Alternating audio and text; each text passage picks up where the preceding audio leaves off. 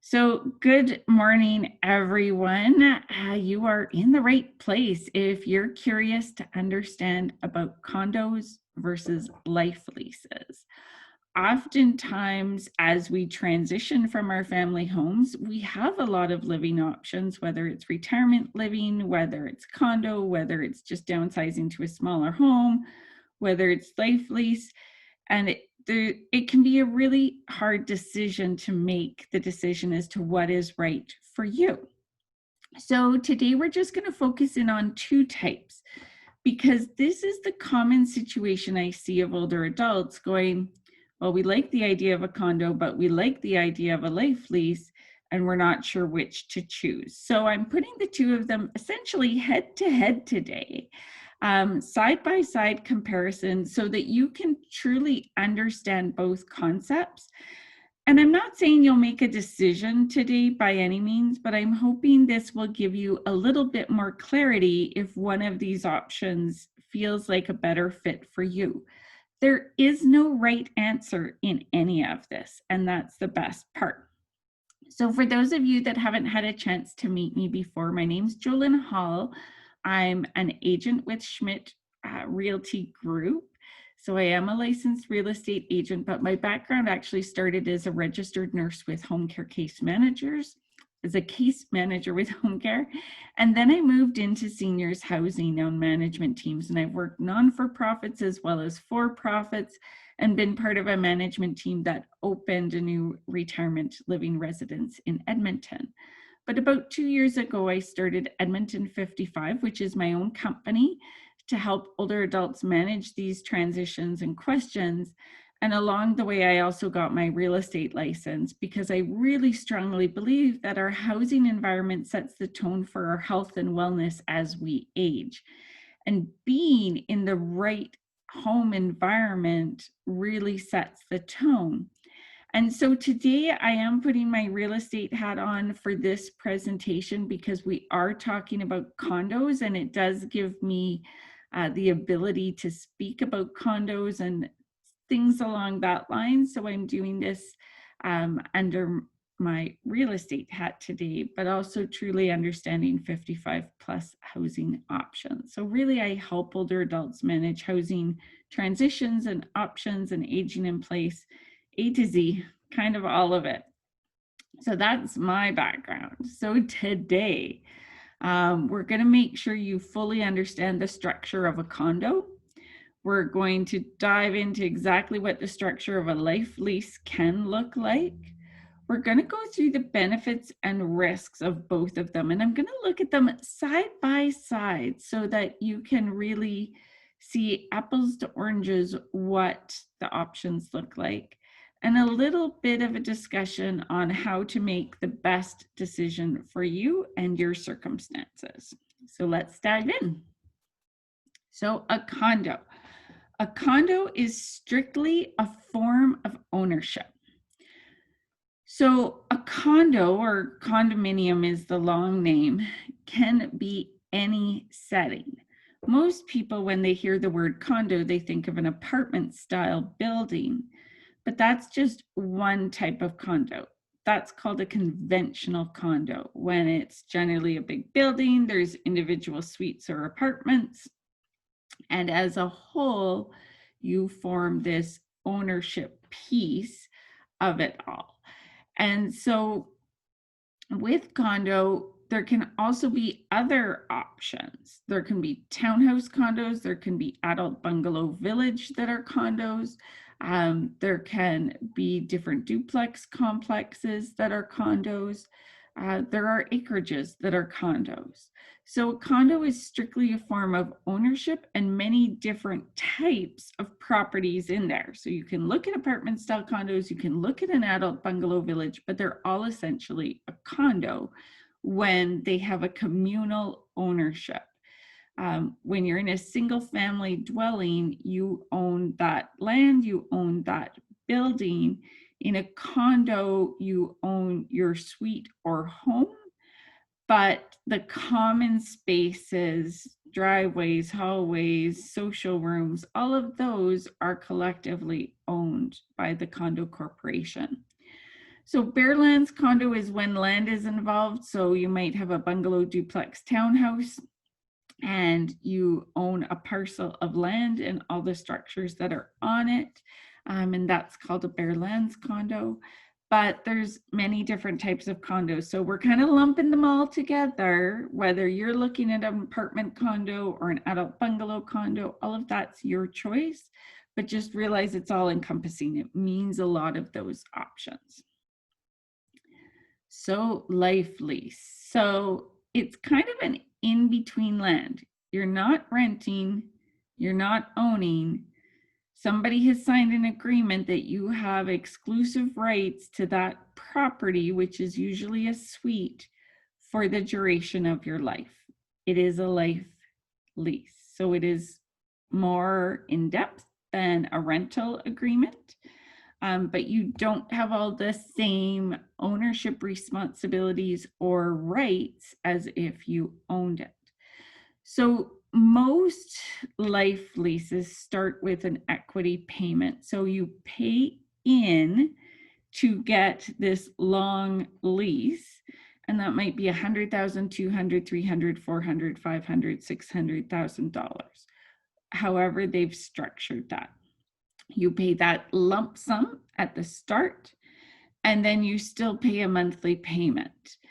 So where life leases get popular is that they're often what's called a curated community.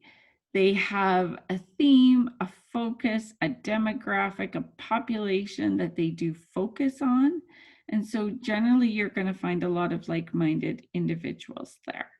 So it is a restricted community that you put an equity payment into. So let's start doing side by side. So how do you get into a condo? With a condo, often you do need to do research with a real estate agent or going on MLS, looking for your criteria, how many bedrooms, what type of parking, do you want age restricted or not? As you find the right one, you make an offer to purchase. You then have ownership transferred, so titles transfer, money transfers, all that fun stuff. But in a condo, whether it's an adult bungalow or a high rise, the board of directors, the condo corporation, nobody knows who's moving in until they move in. They don't have a say. You have the right to own any of those suites that you choose to purchase. And then as part of being a condo purchaser, you get access to what's called a condo document review, where the seller must provide all of the documents about the building, including bylaws. So you get to see rules and regulations in advance. You get to decide if it's the right fit and right type of community, right type of atmosphere, right type of building and structure that you want. A life lease, generally you research on your own. Christensen Developments, Lions Club are some of the most popular life leases in Edmonton. You make an application to live there. Because it is a curated community, they decide if you will be granted the opportunity to live there.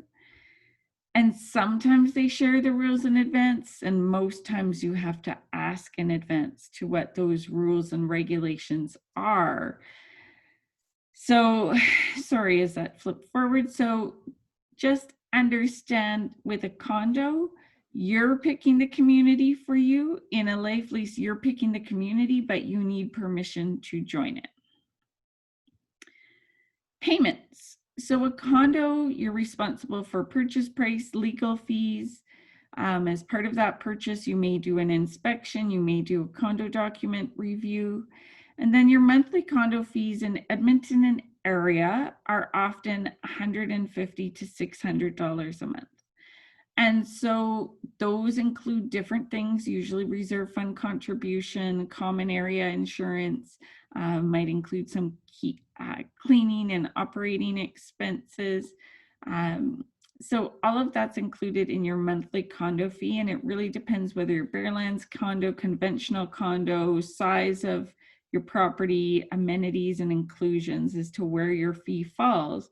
And sometimes you have utilities included, especially in apartment style condos. Heat and water included is fairly common. If you're more in a Barelands bungalow type condo, then generally all the utilities are usually your expense. In a life lease, you put that large equity payment down at first, similar to a purchase price. You may have a damage deposit as well. And then generally you still have monthly service fees. So often 800 to 1800 is kind of the range I've seen in Edmonton, but a lot of life lease has a lot of add-ons that you can choose what you want added on. So your fee monthly may be even higher than that. And you often have some utilities included. So heat, water, cable are quite often included, but it does vary from property to property. So personalizing your suite. A condo is your space, decorated as you want. Put up 2 million pictures on the wall, paint the wall red, purple, and orange if you want. No one's going to stop you from that. Most renovations you can do without approval. Some renovations you will need some approval, especially if you're an apartment style condo. They may want to know what type of flooring you're approving and may have some regulation about that. If you're going to do loud work like you're gutting a place, or if you're on a Barelands condo, if you're putting on new shingles, you may have to apply by, their brands and types. So you may have some restrictions, but for the most part, you want a new kitchen, you can usually just submit your plans and get a new kitchen. On a life lease, they may have rules about decorating. You may be limited to what you can put up for pictures or shelving or hanging things.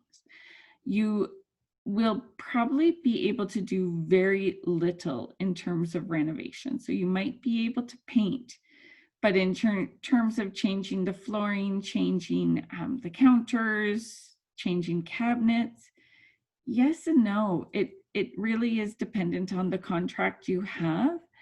And pretty much anything you'll do in your suite will need approval. And oftentimes there may be a clause asking you to return it to original when you are vacating the suite. So yeah, we may let you paint a wall purple, but you might have to turn it back to the beige before you leave the suite.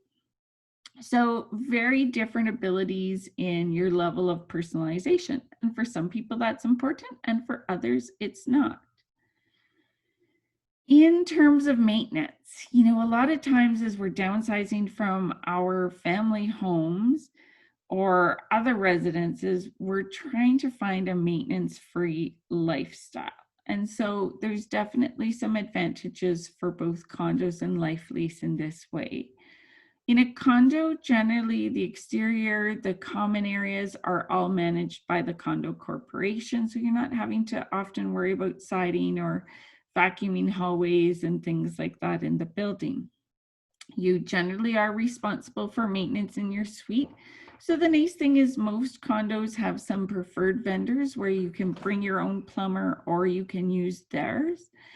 And then in a condo, there's such a thing as a reserve fund that manages large building expenses that may come up in the future, like replacing the elevators, redoing the siding, redoing the shingles in an apartment style condo, or repaving roads in an adult bungalow village. So part of your condo fees go into that reserve fund so that those costs can be managed. Or occasionally they have to issue what's called a special assessment when they don't have enough money in the reserve fund and need to collect that from others. So a life lease usually has on-call maintenance or caretaker. Sometimes it's somebody who lives on site. The owner of the building is usually responsible for maintenance in your suite. So if you've got a leaky toilet or faucet, they will often fix that. What you really have to watch in your contract is big maintenance and future expenses, because life leases haven't been around for a really long time in Edmonton and area. And so each has a different contract and different bylaws. and haven't really run into a lot of issues of major repairs like redoing the exterior, redoing windows, redoing balconies. But you want to know what their plan is. Will they assume all of that cost? Are they deducting it from your equity payment? Or will they also charge special assessments or increase fees to cover those large maintenance tasks? So the water gets a little bit muddied with life leases in regards to maintenance for big things and future things, and you want to get clarity in your contract before you proceed. In terms of building amenities, huge difference. And between condos, there's huge differences. Between life leases, there's huge differences. So you really have to do your research and know what amenities and services are important to you. So most condo buildings have a common lounge, a community hall, a social center, something where owners can gather with friends, family, neighbors. If you are in a condo complex, whether adult bungalow or apartment style, you may have a fitness room, you may have a guest suite, you may have a games area, so pool, shuffleboard, darts, those sorts of things, craft room, a workshop, library. Those are kind of the common things we see in a lot of condo buildings. And then very limited number of condo complexes and buildings have an indoor pool, hot tub, sauna, outdoor courtyards with possibly gardens, movie room, or barbecue areas. Life leases may have all of this. And they generally have what's considered like class space. So movie room, art studio, greenhouse, and different dining rooms if they do offer meals there. And often there's a concierge or front desk so that there is somebody to go to if you have questions or concerns. So both can offer a lot of amenities. It really just depends on the building, what way they take shape. In a condo, generally all social activities where residents gathered are resident-led. So sometimes by the board of directors, sometimes people sign up to be on different committees to run the card group and the Friday night potluck and plan a Christmas party and things like that. In a life lease, often there is a recreation coordinator if there is a number of services. If there's just suites, it may be resident-led. So you've got either resident-led, recreation director-led, or maybe a combination of the two. Many of them will plan outings and tours, especially if they have transportation included in your life lease. But oftentimes there's a large amount of social activities. So again, depending on what you're looking for will dictate what may be a great option for you. Whenever we talk about aging in the future, we always want to talk about care services because we know as we age, there will be times and issues that come up where we may need some additional help. And so we want to know what can be provided there. In a condo, Alberta Health Services home care can still come in, whether you're an adult bungalow or an apartment style.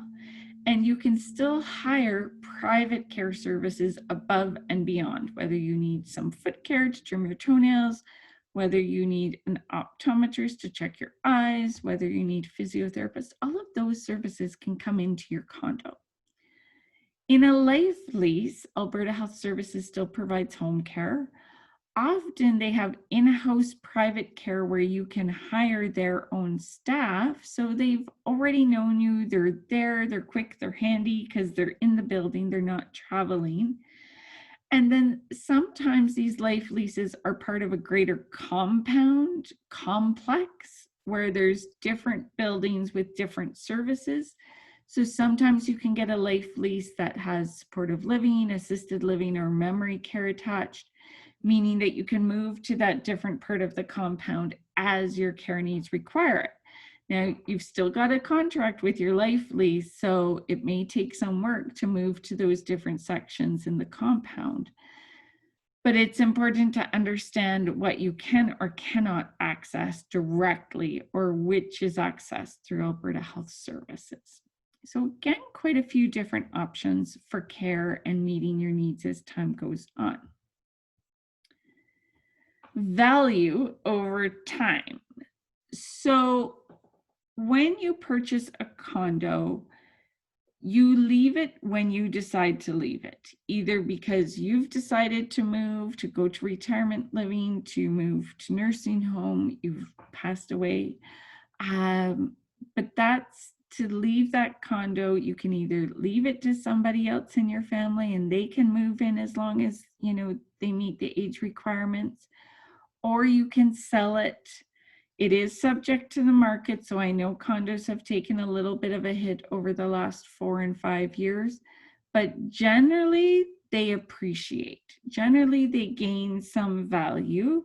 And we know that we're kind of at the bottom end of our condo market. So we know we're going to start to see that upswing happen.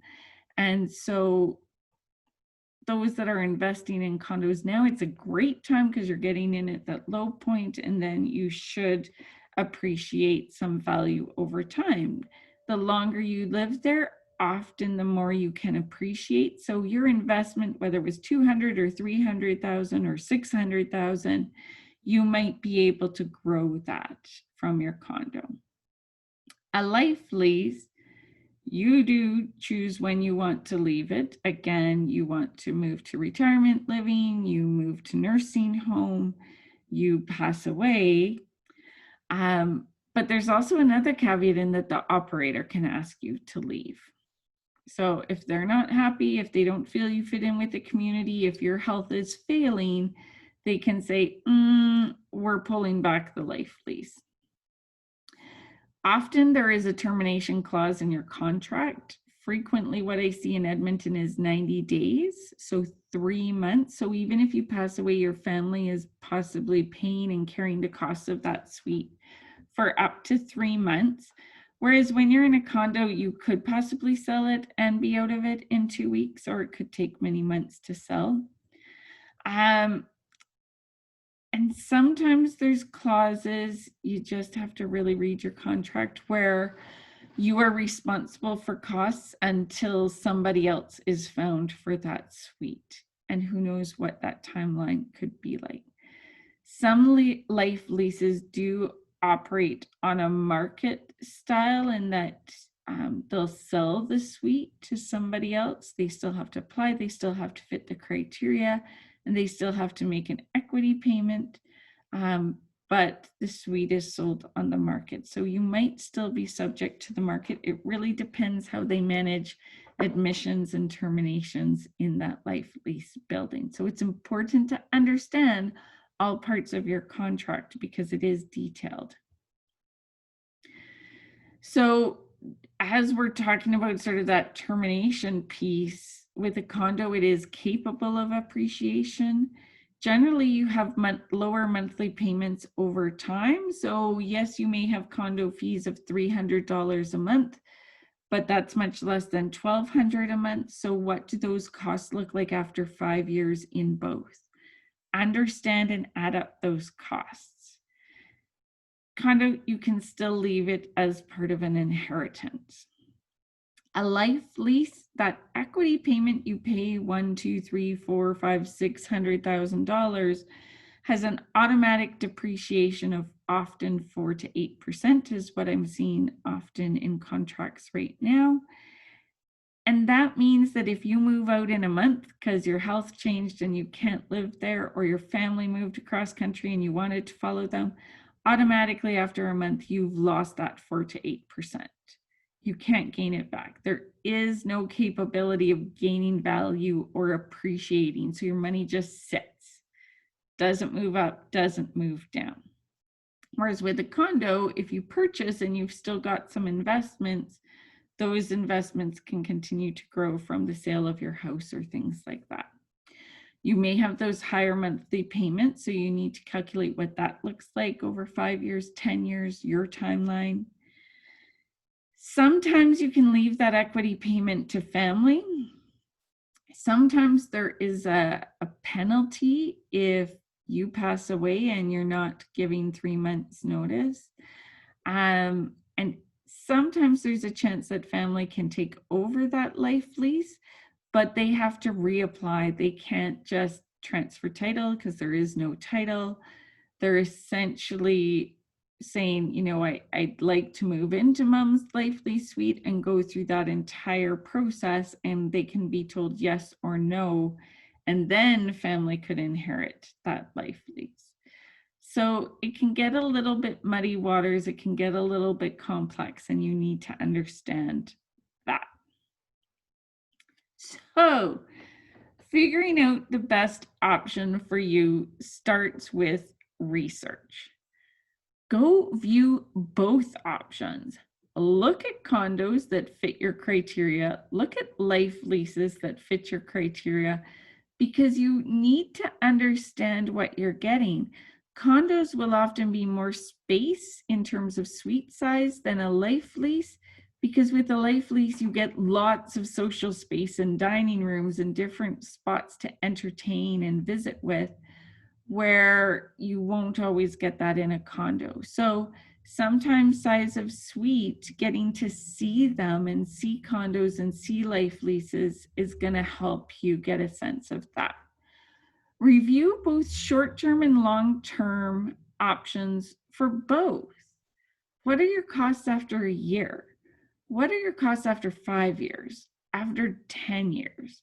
And know all your fees. Know about your utilities, your insurance, your property taxes that might be due, things like that, and understand that. How long do you plan to live there? For owning, I've always said if it's going to be 10 years or more, own. Because we've got such good prices right now where we are at sort of the bottom of the market and we expect that things will start rising, if you're going to be there 5 years or more, you can actually gain some value. So owning is great if you're going to be there for 5 years or more. For life lease, you really need to be there at least 3 to 10 years is what I suggest. And these are strictly my guidelines and my personal opinion. So do what you want and what works best for you. But you want it to be a bit of time that you're going to be there, because you've got that automatic depreciation, that 4 to 8% you're going to lose. So you don't want to move out after a year. But at the same time, if you were selling your family home and you lived in a life lease longer than 10 years, well, you could have taken that equity payment and invested that and lived off of that because it's still gaining some value. And so to lose that potential to make revenue, to gain retirement funds, to lose that can be hard. So you have to evaluate what works best for you. And then how can it support your needs? And this is where we're talking a little bit about hobbies. We're talking a little bit about health. We're talking a lot about the future. If you got a walker or a wheelchair, will that setting work? If you needed a full-time care provider, is there space in the bathroom for that care provider to help you use the toilet, use the shower? What does that look like? And so know what the limitations there are, because not every residence we move to is going to be able to be our forever home. But we need to know that it'll meet our needs for a while, and what does that look like? At the end of the day, you need to decide which option is best for you. There's no right or wrong when it comes to a condo versus a life lease. It's all about what works best for you. So I do have some information and guides on my website. If you go to jolynsalesedmonton.com/resources, this video will get put there hopefully by the end of the weekend. I do have a rate sizing guide you can download. I do have a condo buying guide you can download. And I have many other videos and starting to build a resource library of worksheets. I am working on a worksheet of condo versus life lease so that you can work through it and kind of tally up totals at the end and see which one you're leaning towards. So keep a close eye on my website for that. Probably in the next couple of weeks. It's a busy time right now, so I'm not sure it's going to get completed as quick as I want it to. If you want to know about when worksheets get released, if you want VIP information related to real estate in the market, you can sign up at jolynsellsedmonton.com for my monthly newsletter. There's a entry opportunity every month for a $200 value gift card that you can enter via email. And so simply send me your email address or sign up on my website and let me know that you'd want to be a part of this, and you'll have access to all these great resources and be the first to know as things get released. So before I turn off the recording and start into questions and comments, I want to make sure you have all of my contact information here. You can most certainly give me a call, send me a text. For real estate inquiries, there is absolutely no charge for initial consultation. So whether you're thinking of selling, whether you're thinking of buying, and generally for those considering buying, generally there's no fees at all for my services. My service fees are generally paid by sellers. And so if you need help finding condos and figuring out the best option for you, there's no fees to my services. So give me a call and we can start with a chat about what's important to you and what you're looking for and get you searching in your right criteria. So I'm just going to get things shut off for recording and then we'll start questions right away here.